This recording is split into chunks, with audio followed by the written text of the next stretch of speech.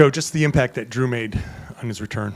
Yeah, I mean, obviously, getting him back healthy was big time. I just think he brings a stability, especially to our defensively. It's another guy that can pressure the ball. It's another guy that can guard different positions. It's another guy that can execute defensively in different ways. And then, he didn't get a ton of looks, but he made the ones that he got. So, just I think his impact and his presence means more to us than he probably realizes. And there's a lot of talk recently about like effort and how offense and defense, how all that stuff plays into things. You have a night like Al Horford had where he doesn't hit a shot, but it still seemed like he made a pretty positive impact with his passing and his defense and all the other stuff. Do you hold that up as an example of like how you can still impact the game even if your shots aren't falling? Yeah, I mean, he's that guy, I would say he does that regardless. I mean, you can never tell if he's playing well or not by his effort on both ends of the floor. And, he does things that, don't even get on the score sheet. There was a play in front of our bench where he just got a great screen and roll, read it right, rolled, and got a guy an open look. And so, he's a huge stability factor, especially in situations like this where, we want to be playing better. He kind of sets that standard. So, the 45 points in the first half and then 45 in the third quarter alone. What did you see that changed that allowed you guys? Was it just shots were going in, or what was different for you guys in that quarter? Yes, shots were going in. Joe, kind of to follow up on that, you've talked a lot, constantly about process over results and stuff like that. I'm curious how much of a process it was to instill that mindset since you got here. Was that something the guys already believed in, or was that something you had to coach up? No, these guys have been well coached before, I've gotten here, so no. But, it's situations like today, for example, where it's 3-2 after the first media timeout, and I thought every shot we took was a good shot, and I thought every shot we made them take, except for the missed layup, was a great shot. And so, can you have an understanding of that's the process that we're talking about, right? You take a look at Milwaukee, where we end up winning that game, but the first quarter they make like 6 open above the break threes and 1 corner three. We're getting great looks. We're not making them. They are. We're executing the game plan. Can you continue to stick with it? So I think the best thing about the team is just their mindset to have an understanding of where we're at, where we're trying to get better, whether you win or lose. I don't think there's much difference in the locker room after a game like today as the other night. There's still 15 possessions we have to get better at, still stuff that we got to work on. So, and they understand that. So that's a good thing.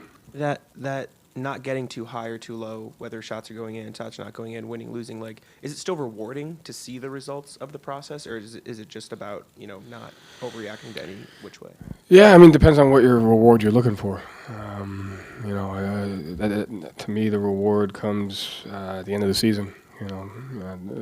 So it just depends on what reward you're looking for. But to go back to the guys, they just compete at a high level. Even when they're not playing well, their intentions are to win, and we just got to continue to be better. I think this is good for us. Where we're at.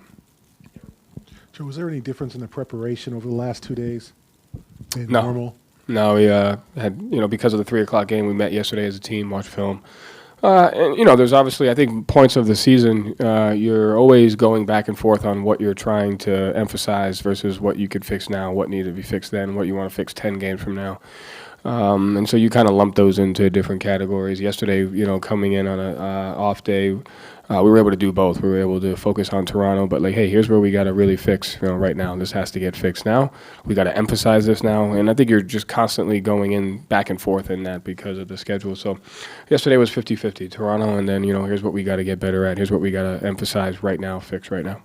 Did you see noticeable improvements on those emphasis today? Yeah, no question. And I think it's going to change personnel-wise, but there was definitely carryover on hey, we got to get this right now, and that's kind of what you're looking for. And so there was definitely an attention to detail on it. And how do you play a game like this? They're struggling, they're shorthanded. How do you try to play a full game and judge your performance after knowing the opponent? Again, you have to be able to take those 15 possessions today that we weren't great at. In the first quarter, we gave up 4 layups that they just missed. We gave up an offensive rebound dunk that they missed. If we lose that game, those plays become highlights instead of lowlights. And so, regardless of what the result of today was, it's here's what we did well, which most of the time it's 75-80%. Here's what we didn't do well, and you can't get the highlights and the lowlights confused. Like there's still stuff that we'll show next film session that, here's great carryover, but here's where if this was a closer game would have cost us, and that's kind of where you're always at. So, but highlighting the plays, I think. When you see the last lineup of Nemi, Drew, Jordan, X, and Jaden go in, and you have to take those possessions just as serious as the start of the second quarter. And Nemi's block off the rim in transition, X's loose ball, Jaden's ball pressure, Jordan and Drew. So like those things, you have to reward them, and you got to coach those just as much as you would do in a loss or in a second quarter. Felt like throughout the game, the process offensively and the ball movement were excellent, but the results took a little bit to catch up. What did you see in terms of both sticking with that approach offensively and then not allowing it to impact defensive execution? Yeah, I think that's the key. And you could say what came first, the defensive execution or the shot making, and I think that's where the game's connected. That's what we're always talking about. I think the competitiveness and the shift activity and our ability to just kind of fly around a little bit is kind of what kept us in it. And I think that's what you're fighting for, that mental toughness to be able to do that regardless of the result at the other end. That's what you got to get to. But there was a clear attention to detail to just the tendencies and the focus and the things that we we need to fix right now. There was great attention to detail. You take a look at 21 turnovers, had something like 20 something deflections, 14 steals. So that stuff's important, and that stuff is that we got to continue to get better at.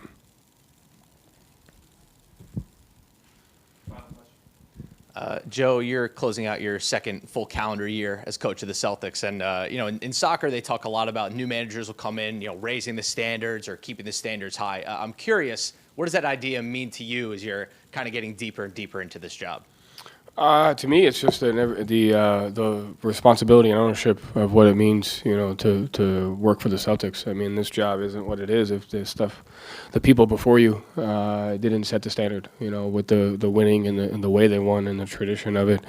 So to me, it's just you have to carry that responsibility and the ownership to do that. And I think the best part is, I told the guys before the game, it's 3:00 on a Tuesday. We lost more home games this year than we have last year. And look at the passion that they have for who we are. That's the responsibility that we have. And so thankful for that. But for 3:00 Tuesday afternoon, to get the passion is kind of why this job is the best job. And that's where the responsibility comes in. We got to bring it. And when we don't, we all feel that. We know that. When we do, you got to keep doing it. So that's the best part about it. And however long I'm here, we'll just try and keep that up.